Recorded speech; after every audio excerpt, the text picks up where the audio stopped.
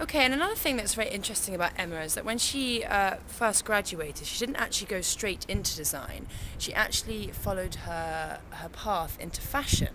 And she's gonna tell us a little bit more about how she actually then went back to her first discipline. Okay, well, always loved fashion and still do, and I think that ties in really well with jewellery. And the degree I did was fashion and textile management, so I was quite focused on becoming a buyer, which is still a creative role, but I've always known that I would want to, one, start my own company, and two, do something a lot more hands-on and more creative.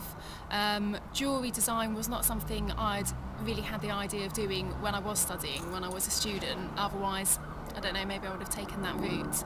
I decided to go into it to make quite a big change at the end of last year. I've been working in fashion for 6 years and got made redundant at my last role as a fashion buyer, and thought this is the ideal time to retrain. Plunge into the deep end. Absolutely, because obviously the job market has been very, very slow. It was very difficult to get another buying job. So I wanted to use that time to learn another skill and really put my all into everything else. And once I started doing courses, I loved it so much, I thought, I'm going to go for it now.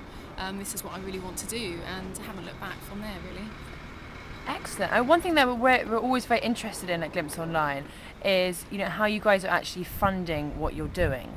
I mean, obviously, if you're selling to Liberties and Selfridges, then that's an obvious reason how you are funding it. But at this stage, how are you funding your practice at the moment, Emma? Well, everything that I make from sales goes straight back into buying more materials, as you can imagine. But really, it's been an exercise in trying to set up on as little capital as possible. And I work from home, have my studio there, built my own website quite cheaply, sort of designed it and put it together myself with the help of my husband. So haven't had any big outlets of expenses. Obviously, I had a redundancy package which really helped me out and has helped support set you bills. up. Yeah, I was in a fortunate position that I did actually get out with some redundancy pay. Obviously, I know a lot of people didn't, so that's been a bit of a help. Yeah. But obviously, now I really need to start making some sales to fund the next stage. Brilliant. And just as a matter of interest, just coming from the Glimpse Online perspective here, obviously our aim is to provide you guys with a professional platform in which to sell your work, and obviously be exposing you to people that would be interested in your particular brand. Yeah. What other services do you feel that as a company like Glimpse Online we need to be providing for you? What is it? What do you feel that you need in order to be making those sales?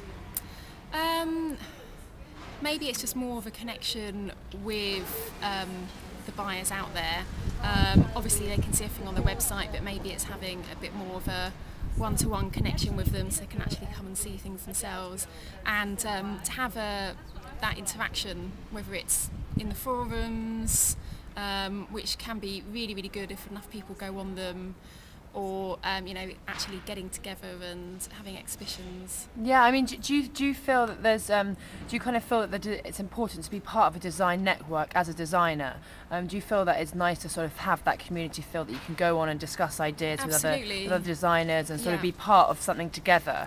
It's been really important for me starting out that there is that community out there, and you can be part of that community actually, as you said, from your computer at home.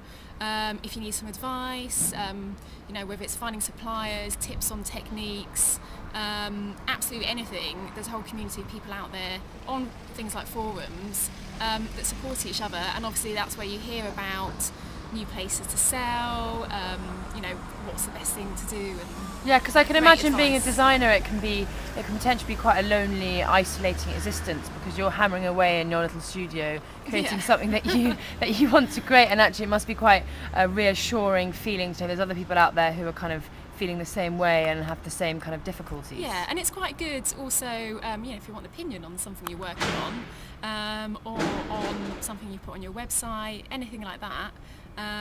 There's so many people that you can connect with and build up relationships with. Okay, I know this is a very difficult question, but where do you realistically, where do you envision your brand being in the next sort of 6 months? I mean, have you set yourself sort of targets as by this time next year I need to be in this position, or are you sort of taking things slowly and taking it as it comes? Well, Do you have a kind of ideal as to where you'd like to be? Yeah. Within the next 6 months, I'd like to have built up traffic to my own website so I can keep working directly with customers, but also to be represented in boutiques and galleries. Real long-term plans, if we're talking about a 5-year plan, my goal is to maybe have my own boutique, which would also be a studio so people can come and see me working, and I can actually work directly with the public and maybe work with other artists as well.